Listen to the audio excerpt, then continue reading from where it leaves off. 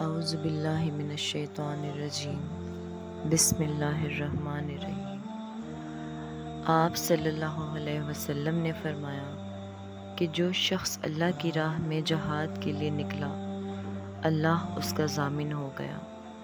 اللہ تعالیٰ فرماتا ہے اس کو میری ذات پر یقین اور میرے پیغمبروں کی تصدیق نے اس سرفروشی کے لیے گھر سے نکالا۔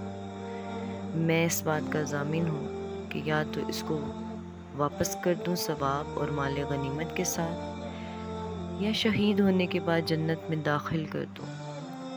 رسول اللہ صلی اللہ علیہ وسلم نے فرمایا، اور اگر میں اپنی امت پر اس کام کو دشوار نہ سمجھتا تو لشکر کا ساتھ نہ چھوڑتا، اور میری خواہش ہے کہ اللہ کی راہ میں مارا جاؤں، پھر زندہ کیا جاؤں، پھر مارا جاؤں، پھر زندہ کیا جاؤں، پھر مارا جاؤں۔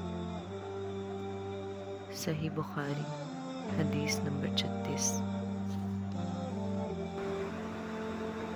نبی کریم صلی اللہ علیہ وآلہ وسلم کی جو شان و شوکت ہے وہ ہمارے سلیبس سے تو سمجھ نہیں آنے والی۔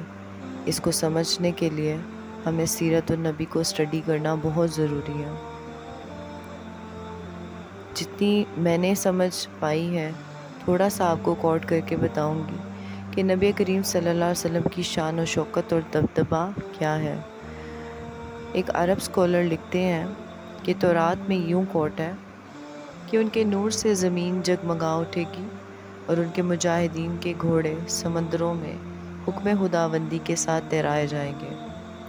ایک اور جگہ پر حضور اکرم صلی اللہ علیہ وسلم کے بارے میں جو پیشن گوئیاں کی گئی ہیں تورات میں ہی، اس میں یوں کہا گیا ہے کہ نہ تو وہ ضعیف ہوں گے، نہ ناتواں ہوں گے، اور نہ ہی مغلوب، نہ ہی خواہشات نفس کی طرف مائل ہوں گے۔ اور ایک اور جگہ ہے کہ وہ جو ضعیف لوگ ہیں ان کو ذلیل و رسوا نہیں کریں گے، بلکہ وہ مخلصین و صدیقین کو قوی و توانا بنائیں گے، اور وہ فروتنی اور عاجزی میں لوگوں کے ملجا و ماوا ہیں۔ وہ اللہ کے ایسے نور ہیں جن کو بجھایا نہ جا سکے گا اور نہ ان کا مقابلہ کیا جا سکے گا، حتیٰ کہ زمین میں اللہ کی حجت و دلیل راسخہ ثابت ہو جائے گی، اور جہالت اور لا علمی کا عذر ختم ہو جائے گا۔ انسان تو انسان، جن بھی ان کی کتاب کی اطاعت و اتباع کریں گے۔ یہ ساری باتیں بتانے کا مقصد یہ ہے کہ آپ نے سوچنا ہے کہ کیوں جہاد اور یہ تمام دبدبہ ایک نبی کا وصف بنایا گیا۔